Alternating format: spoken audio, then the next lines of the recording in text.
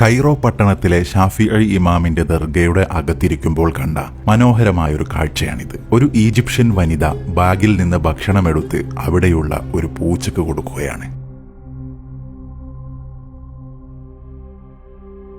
ദർഗയുടെ അകത്ത് കയറിയതു മുതൽ ഈ പൂച്ചയെ ഞാനിവിടെ കാണുന്നുണ്ട്. എല്ലാവരുടെയും അടുത്തു ചെന്ന് നോക്കുന്നുണ്ട്, വല്ലതും കിട്ടുമോ എന്നായിരിക്കും. എന്റെ കയ്യിൽ ഒന്നുമില്ലാത്തതിനാൽ കൊടുക്കാൻ കഴിഞ്ഞില്ല. പൂച്ചകളോട് സ്നേഹം കാണിക്കുന്നത് വിശ്വാസത്തിന്റെ ഭാഗമാണെന്നാണ് ഇസ്ലാം പഠിപ്പിക്കുന്നത്. പ്രവാചകരുടെ അനുചരന്മാരിൽ പലരും പൂച്ചകളെ വളർത്തിയവരായിരുന്നു. കൈറോ ഡെഡ് സിറ്റിയിലാണ് ഷാഫിഈ ഇമാമിന്റെ ദർഗ സ്ഥിതി ചെയ്യുന്നത്. അകത്തേക്കുള്ള വഴിയാണിത്. ലോകത്തുള്ള പല രാജ്യക്കാരെയും കാണാം ഇവിടെ.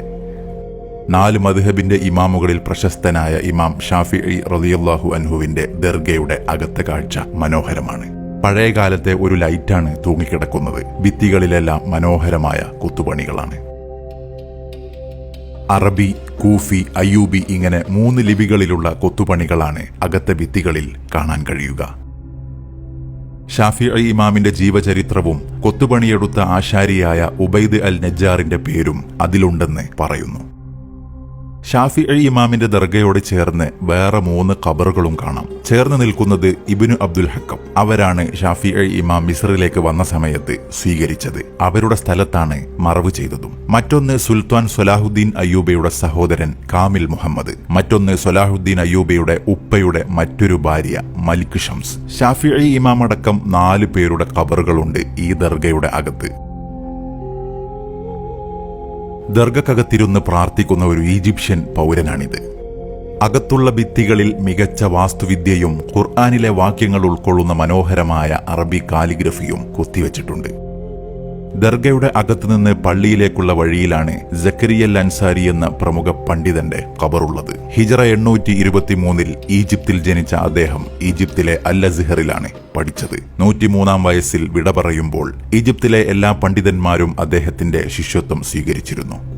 ഈജിപ്തിലെ ഖറാഫ എന്ന നാട് തന്നെ അറിയപ്പെടുന്നത് ഷാഫിഈ ഇമാമിനെ മറവു ചെയ്ത ശേഷമാണ്. ലോകം മുഴുവൻ വിജ്ഞാനം നിറച്ച നേതാവ് 7-ാം വയസ്സിൽ ഖുർആൻ മനഃപ്പാഠമാക്കി. എന്നും ഒരു തവണ ഖുർആൻ പൂർണ്ണമായി ഓതി തീർക്കും. 10 ലക്ഷത്തിലധികം ഹദീസ് മനഃപ്പാഠം.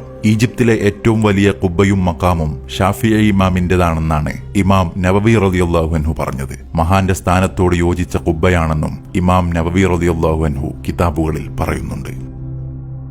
ഖുബ്ബയുടെ ഏറ്റവും മുകളിൽ നമ്മുടെ നാടുകളിലും ഈജിപ്തിലെ മറ്റു ഖുബ്ബകളിലും കാണുന്ന ചന്ദ്രക്കലക്കു പകരമായി വലിയൊരു തോണിയാണ് സ്ഥാപിച്ചിരിക്കുന്നത്. ചുവടെയുള്ളത് ഇൽമിന്റെ ബഹറാണ് അഥവാ വിജ്ഞാനത്തിന്റെ സമുദ്രമാണ് എന്ന് നിരന്തരം ഇത് വിളിച്ചു പറഞ്ഞുകൊണ്ടിരിക്കുന്നു. ഈ തോണിയെക്കുറിച്ചും പഴയ കിതാബുകളിൽ പരാമർശിച്ചിട്ടുണ്ട്. ഹിജറ 572 സലാഹുദ്ദീൻ അയ്യൂബിയാണ് ആദ്യമായി ഈ ദർഗ നിർമ്മിച്ചതും താഴികക്കുടത്തിന് മുകളിലെ ആ തോണി നിർമ്മിച്ചതും.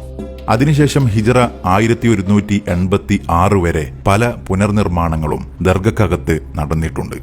നിരവധി ഖബറുകൾ സ്ഥിതി ചെയ്യുന്ന ഒരു ഭാഗമാണ് ഡെഡ് സിറ്റി. മരിച്ചവരുടെ നഗരം എന്ന് അറിയപ്പെടുന്നു ഈ സ്ഥലം.